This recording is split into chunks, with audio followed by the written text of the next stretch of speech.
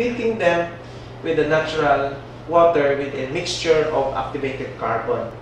So in purifying plants, water purifying plants, they use this type of carbon for cleaning the water. In our case, we are using activated carbon. If you have, for example, if you have a certain water in a glass and you want to purify it, no? You don't have any way of filtering it because you don't have any filter. So all you have to do is get a glass of water, put in activated carbon, and the microorganisms are removed from the water. So that's how good our activated carbon is. Although it does not work like this way because this one works in a pipe, this one you can just mix activated carbon in your glass of water, allow it to settle down, and lo and behold, you have a clean water. Wow, this is really wonderful. Our activated carbon can be used also for cleaning the water. Another one, you have what's called polymer-coated carbon.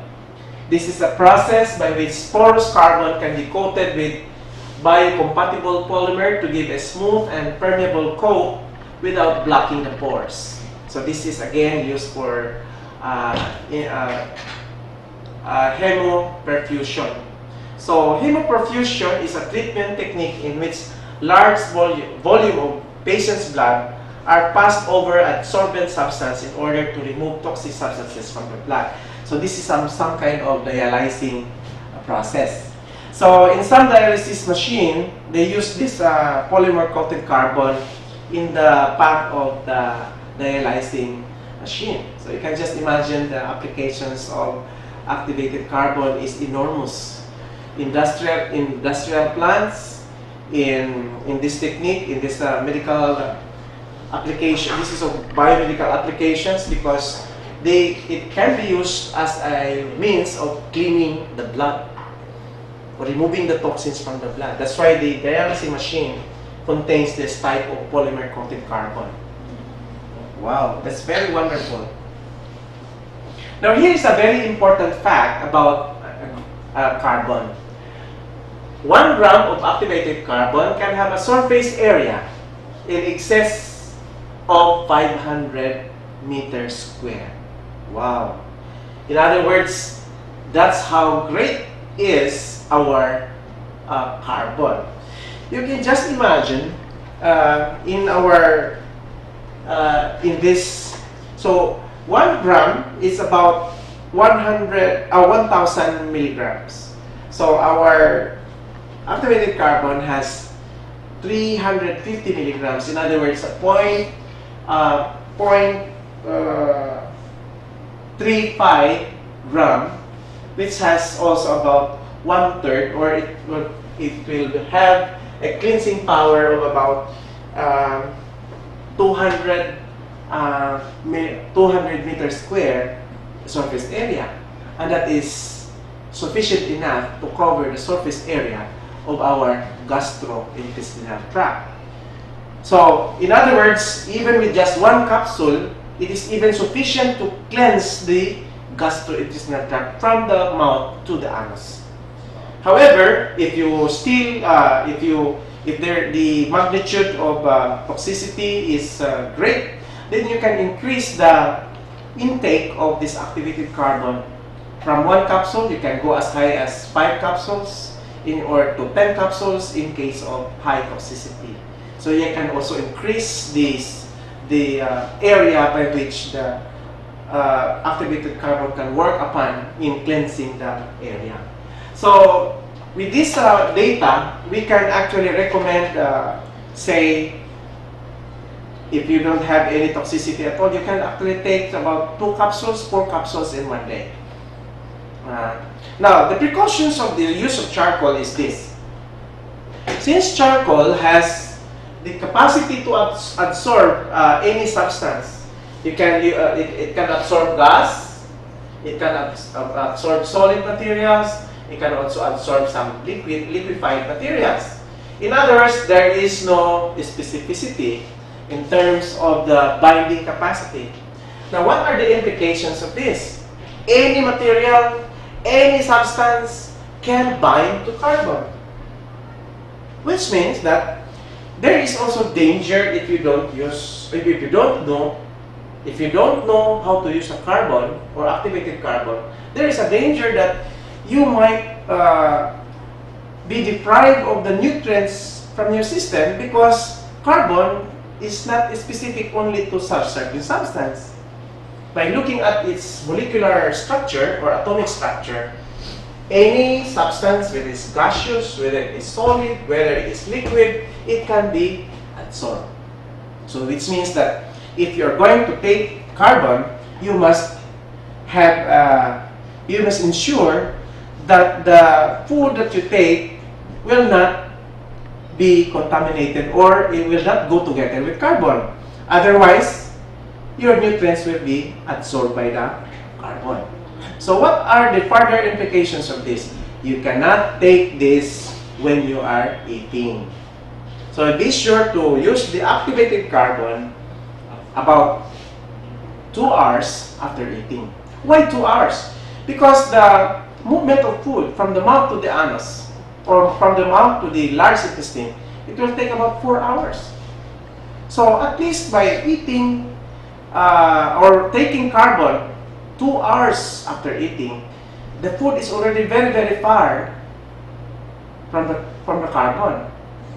So it's already ahead by 2 hours, and your carbon just comes in, and so the carbon has no interference to the nutrient absorption. So my advice for people who are using activated carbon, we have to use this at least 2 hours after eating in order not to interfere the absorption of nutrients from the gastrointestinal tract. However, since you have taken this after eating, the waste products that are produced from the digestive mechanisms or during metabolic processes, at least the waste products are then now removed from the gastrointestinal tract and to all the surfaces of this gastrointestinal tract. Then you have a very, very clean system. The blood is there cleansed. That's why if you are going to take note, one of the profound effects of activated charcoal is to prevent the occurrence of toxic materials in the blood. I'm going to discuss some more of that here. So, one of the medical applications of activated carbon, number one is it is very good or excellent for addressing poisonings and overdoses of drugs. Now, if there are some instances where your patients or individuals have suffered toxicity or overdoses of certain drugs, you can actually administer activated carbon in order to remove these poisons. Third, our activated carbon is very, very good in cleansing the gastrointestinal areas. This is very, very significant because especially so in the large intestine, where toxins are some of the byproducts of putrefaction. Now, what is putrefaction? Putrefaction is actually the process whereby the food materials that were not digested, the food materials that were not processed in the small intestine are then acted upon by microorganisms present in the large intestine. And in the process, this putrefaction could also retrieve water as well as minerals from the food that we eat. However, side by side with that, there are also toxic materials because the microorganisms produces some toxins. So it is in this way, in this manner, by which your activated carbon can now be used for cleansing the colon. That's why if you have heard the word colonics, this is actually a practice in medical practice or alternative medical interventions which purposely was administered or will be administered in order to remove the toxic materials from the colon. And another one, the one I mentioned earlier, is that since the activated carbon has a great absorbing capacity, then it is good for poulticing. I mentioned about making a paste or making a mass of activated carbon and apply it in the affected areas where you have the toxins there are removed through the activated carbon. And of course, the last but not the least, the idea of taking activated carbon daily on a daily basis, especially before bedtime, is my preferred advice to everyone, because the activated carbon, as we mentioned, prevents the coprostasis, or that accumulation of toxins in the gastrointestinal tract. So those are the importance of activated carbon. Going further, we're going to look at the medical applications of activated carbon, especially in cleansing the intestinal tract. Medical studies have found out that that our health is closely linked to the state of our intestines. What does it mean? It means that the cleaner your intestines, the better is your health, the better is the blood content. But the dirtier is your intestine, the dirtier is also your blood. That will be the cause of many diseases. According to the study, many diseases in our body are related to our gastrointestinal tract. So, how is that? It is corroborated by the study released by the Royal Society of Medicine in Great Britain. They said that 90% of the modern chronic diseases are due to the poor functions of the intestinal tract. This is a report made by the Royal Society of Medicine in England or in Great Britain.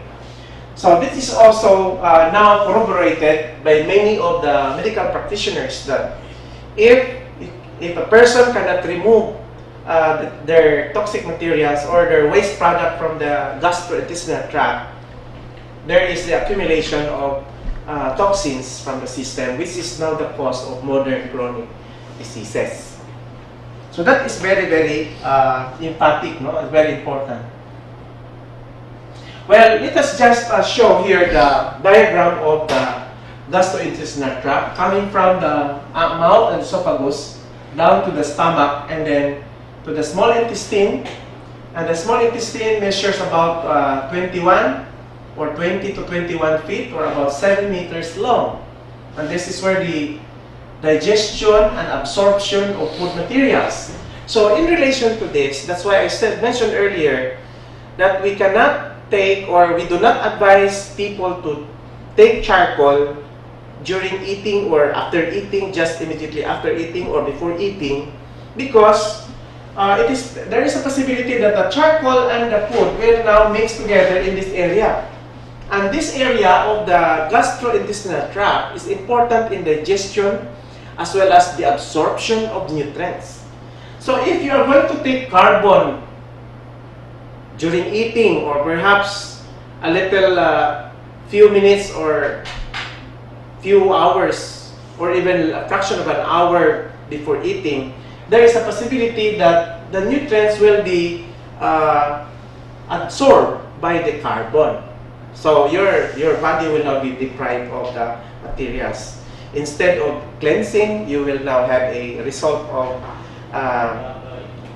what we call this malnourishment because of the absorption of the nutrients by the activated carbon. That's why you have to allow the descending of the food materials before you are going to take the activated carbon. Especially so that the putrefaction occurs here in the large intestine. Now, there are several issues that I have heard before, that it is not really good to take carbon activated carbon because it might attach or it might adhere to the walls of the intestine. Well, this will happen if the gastrointestinal tract is not lined up with mucous glands. If the mucous covering of the lining of the gastrointestinal tract is some sort of a protection. It will not actually, in any case, adhere if there is mucus. So, what is the physiology of this particular process? Now, if a particular person lacks vitamin C, or they lack some form of substance that would enhance the mucus production, then they might it might cause the complexity or the complex reactions that would encourage the adherence of carbon to the wall. But if the patient has sufficient vitamins and minerals in its system, especially vitamin C or sodium ascorbate, can increase the level of production of what you call it, just the mucilaginous, or what you call this, the slimy substance. You call it the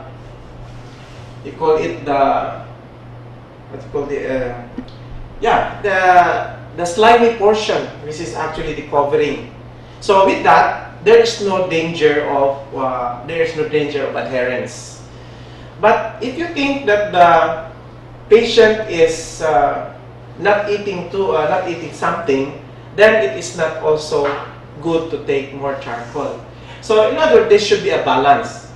Now, if you have increased the concentration also of charcoal, well, that may also interfere the surface area. But the advice here is we take it in proper amount, in proper time, so that there will be no adherence of the charcoal on the walls of the gastrointestinal tract. So the advice here is do not actually take charcoal, especially those that are not activated, because the ones that are not activated are normally the ones that binds to the wall. So activated carbon is a very good type of carbon that should be used for medical purposes. So I repeat, the activated carbon in the study that I have reviewed, it does not interfere the gastrointestinal tract. Only those that are non-activated have the tendency to bind to the walls of the gastrointestinal tract. So that is a warning to all of us. So whenever you use, whenever or wherever you are, when you want to use activated carbon, it should be activated form of carbon. That one. So what else? So this is the apparent structure of the gastrointestinal tract. First, you have the small intestine after the stomach, and then you have the large intestine after the small intestine. And the intestinal tract is composed of the small intestines, approximately 20 feet, and about 5 feet for the large intestine, which is the target of our activated carbon. Now, what is the importance of carbon, activated carbon in this area?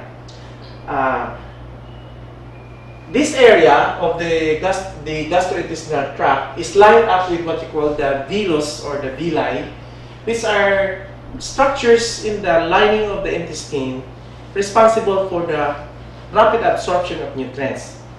So this is what I had mentioned earlier, that we should not take activated carbon during the digestion process, because if you take activated carbon during the digestion process, it may interfere this area, which is the area of absorption of nutrients. That's why if you take activated carbon, let the food already descend after some time when absorption has already occurred, then that's the time you are going to apply for carbon. For those materials that were not digested, or for the microorganisms that may have been present in this area, will now be removed by activated carbon. So in that way, the system will be very, very clean, because those materials that were no longer absorbed, those materials that were no longer digested, will now be removed by activated carbon. That's a very good intervention. Now, this is what I have mentioned earlier.